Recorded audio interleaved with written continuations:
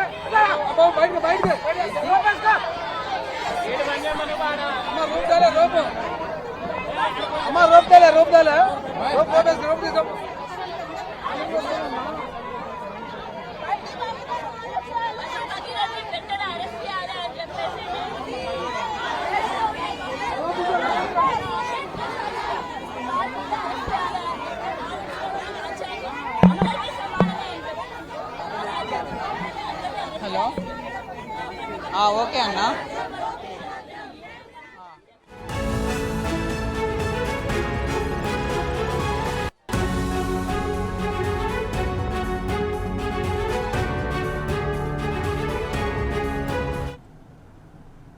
POCSO కేసులో పోలీసుల తీరుపై సర్వత్రా నిరసనలు వ్యక్తమవుతున్నాయి. హైదరాబాద్లో 125 అడుగుల అంబేద్కర్ విగ్రహం వద్ద బీఆర్ఎస్ మహిళా నేతల ఆధ్వర్యంలో ధర్నా జరుగుతోంది. కళ్లకు గంతలు కట్టుకుని మహిళలు నిరసన ప్రదర్శన నిర్వహిస్తున్నారు. ప్లకార్డులు చేతబూని పెద్ద ఎత్తున నిరసనలో పాల్గొన్నారు. ప్రభుత్వానికి పోలీసులకు వ్యతిరేకంగా నినాదాలు చేస్తున్నారు. బండి భగీరథను వెంటనే అరెస్టు చేయాలని డిమాండ్ చేస్తున్నారు ఆడబిడ్డలు.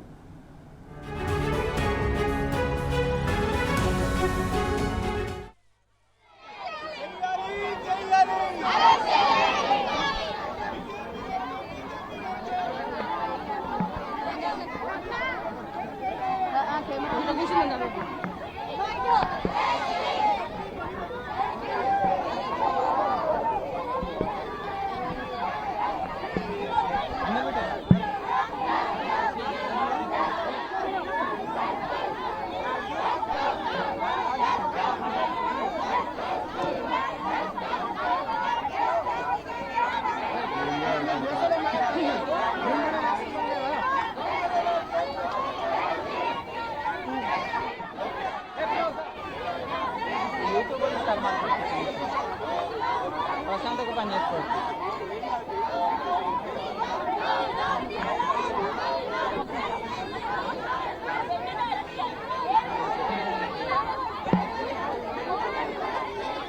కొంతమంది కళ్ళకు గంటలు కట్టుకుని కొంతమంది కట్టుకోలేదు.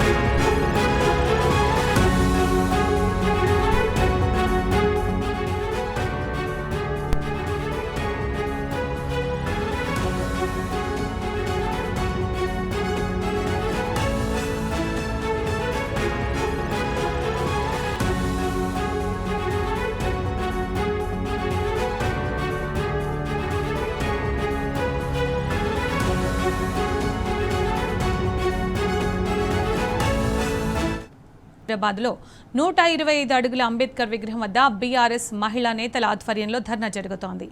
కళ్లకు గంతలు కట్టుకుని మహిళలు నిరసన ప్రదర్శన నిర్వహిస్తున్నారు. ప్లకార్డులు చేతబూని పెద్ద ఎత్తున నిరసనలో పాల్గొన్నారు. ప్రభుత్వానికి పోలీసులకు వ్యతిరేకంగా నినాదాలు చేస్తున్నారు. బండి భగీరథను వెంటనే అరెస్ట్ చేయాలని డిమాండ్ చేస్తున్నారు ఆడబిడ్డలు.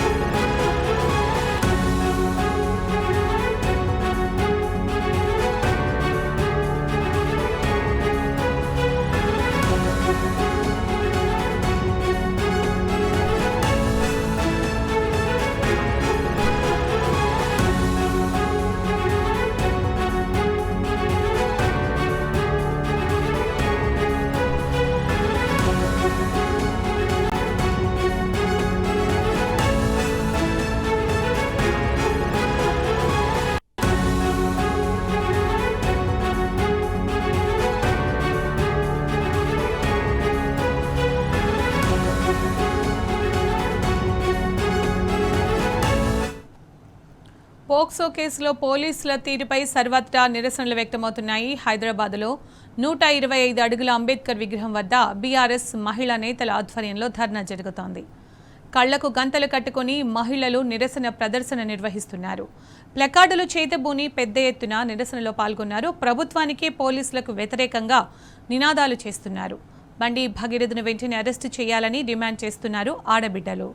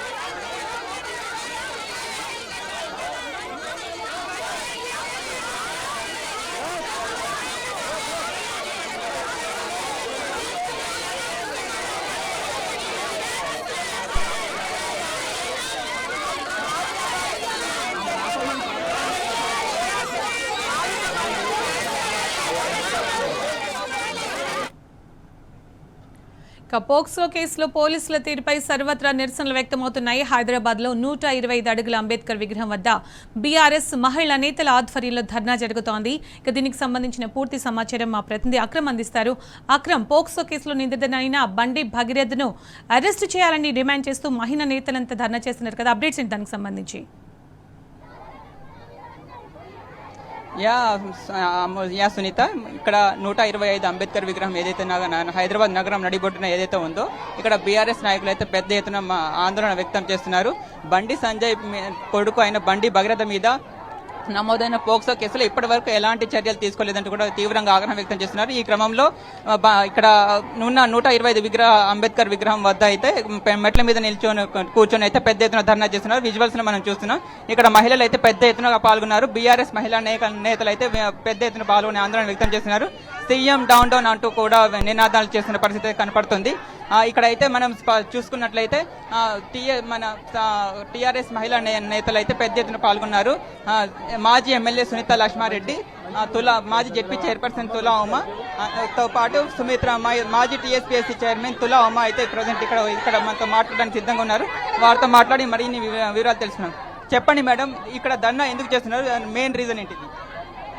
ఒక మైనర్ బాలిక మీద అఘాయిత్యానికి పాల్పడి అత్యాచారం చేసి ఆమెను మానసికంగా శారీరకంగా వేధించి హింసించి ఆమె ఆత్మహత్యయత్నం చేసేటట్టుగా 2 సార్లు ఆత్మహత్య ప్రయత్నం చేసినటువంటి ఆ అమ్మాయి ఎవరైతే ఉన్నారో ఆమె మీద ఎదురు కేసు పెట్టినటువంటి హనీ ట్రాప్ కేసు పెట్టినటువంటి బండి సాయి భగీరథ మీద పోక్సో కేసు, బండి సంజయ్ హోంశాఖ సహాయ మంత్రి, కేంద్ర హోం శాఖ సహాయ మంత్రి, ఆయన కుమారుడు బండి సాయి భగీరథ మరి పోక్సో కేసు ఆయన మీద అయినప్పటికీ, సిట్టు వేసినప్పటికీ వారం రోజులుగా 5 బృందాల పోలీసులను తప్పించుకొని తిరుగుతున్నాడు. అంటే బండి సంజయ్ గారు ఏ కలుగులో వారిని దాచిండు?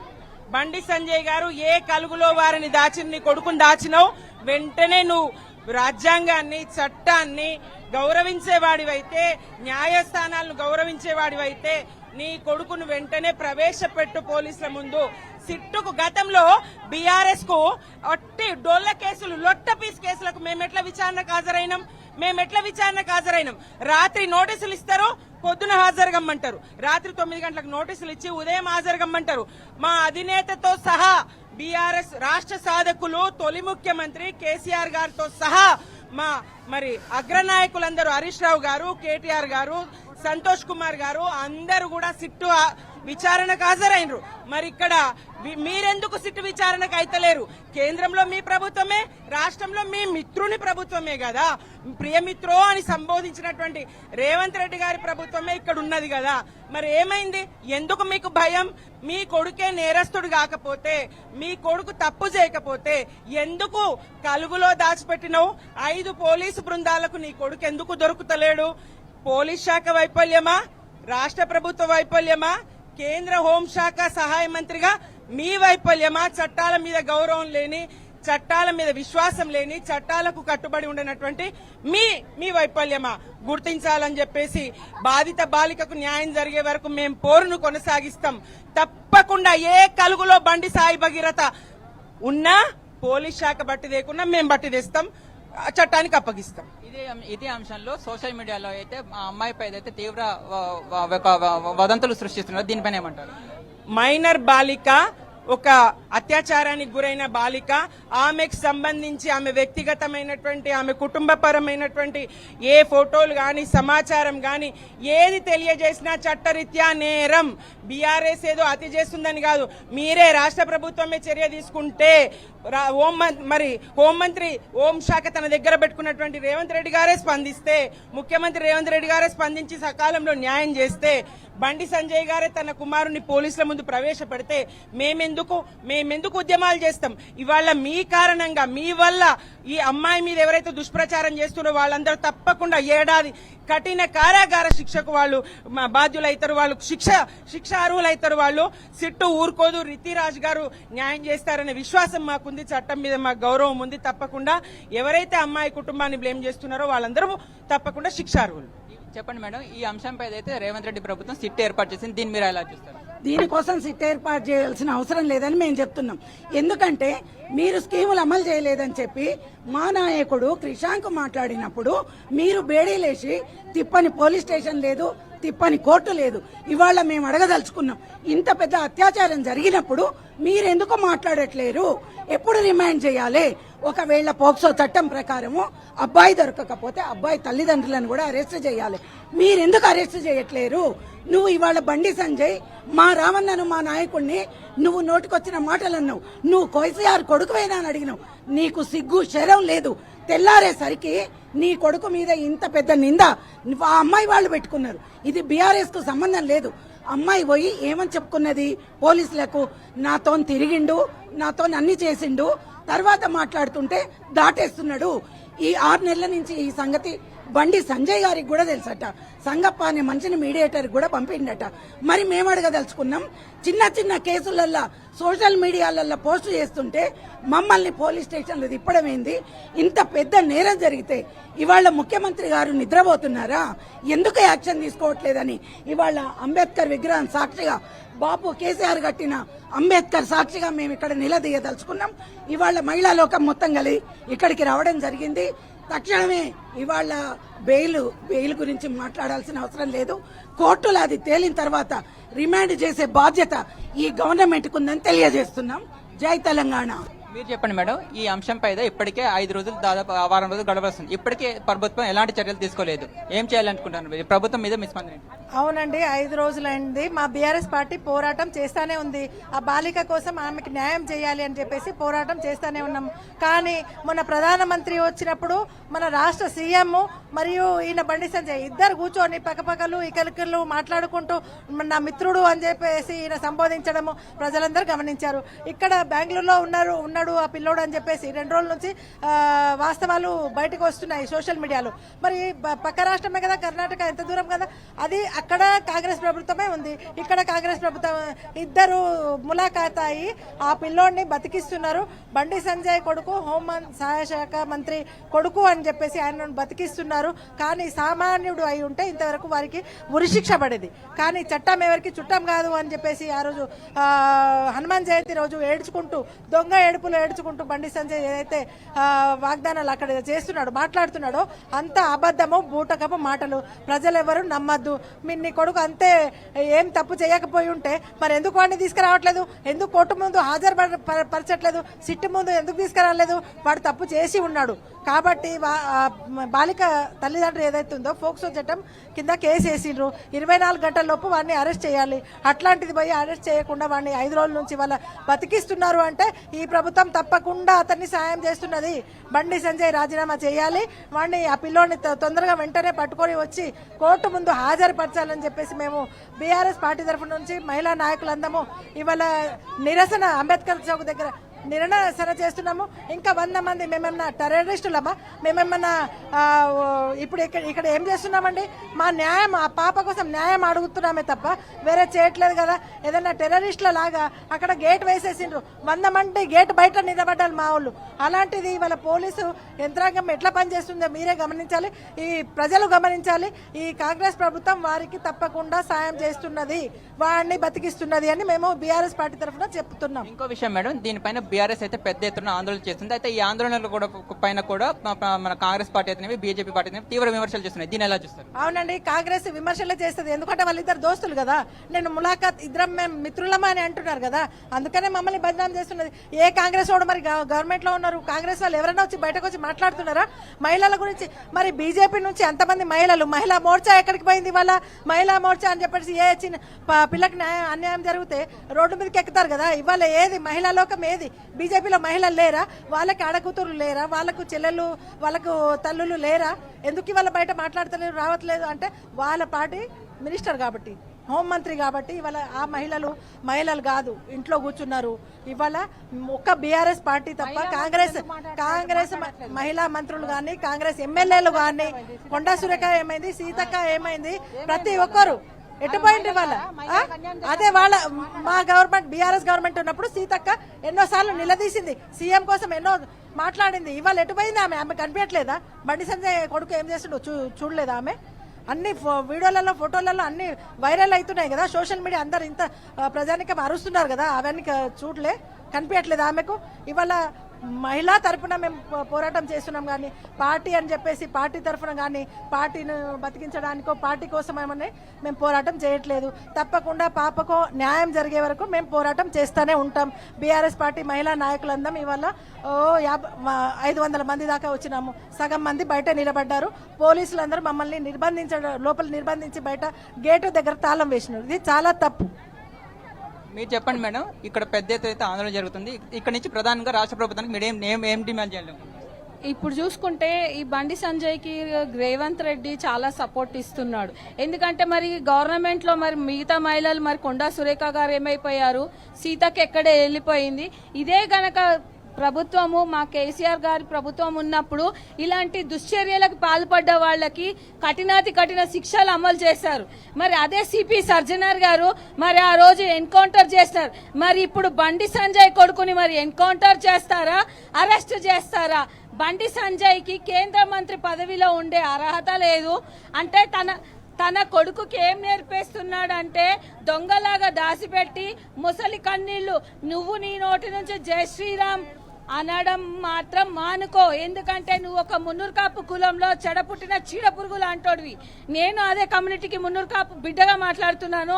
నువ్వు నీ కొడుకుకి ఎన్నోసార్లు కాలేజీలలో కూడా స్టూడెంట్స్ పైన కూడా చాలా అగత్యాలకు పాల్పడ్డా కూడా నీ యొక్క అధికార అహంకారంతో నీ కొడుకు ఎన్నో అక్రమాలు చేశాడు. ఎంతో మంది రోజు వరకు ఒక్కరు కూడా నోరిప్పరా, ఒక్కరు కూడా మాట్లాడరా? ఒక మహిళా పక్షాన ఒక్కరు కూడా ఏ విషయం కూడా చర్చించరా? ఎందుకు ఈరోజు ఈ రకంగా ఇంత మహిళల మీద దాడులను, మహిళల మీద అఘాయిత్యాలను ఈ రకంగా మీరు ఎంకరేజ్ చేస్తారా చెప్పండి? దేశం మొత్తం దేశంలో ఉన్న నేషనల్ మీడియాలు సైతం క్వశ్చన్ చేస్తుంటే ఇక్కడ రాష్ట్రంలో మాత్రం ఎటువంటి క్వశ్చన్ లేదు.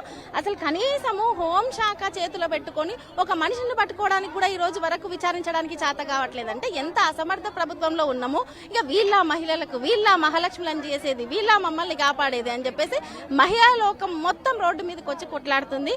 సిగ్గుచేటు. ఈ రోజు ఖచ్చితంగా కేంద్ర మంత్రిగా ఉన్న ఈ బండి సంజయ్ గారు ఖచ్చితంగా రాజీనామా చేసి దీనికి సమాధానం చెప్పాలి.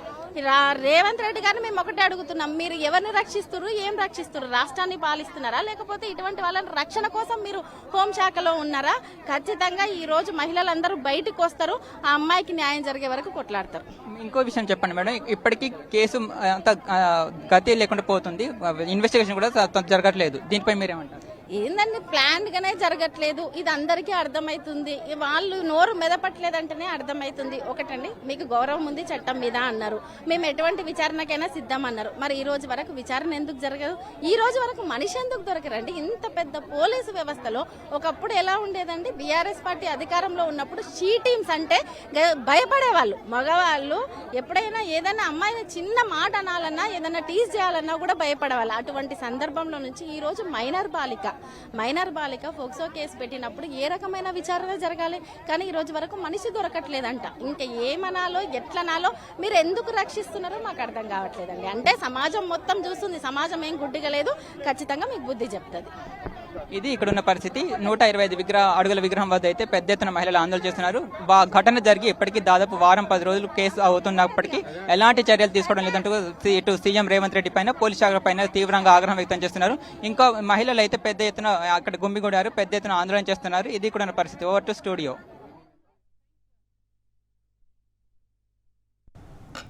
Thank you Akram.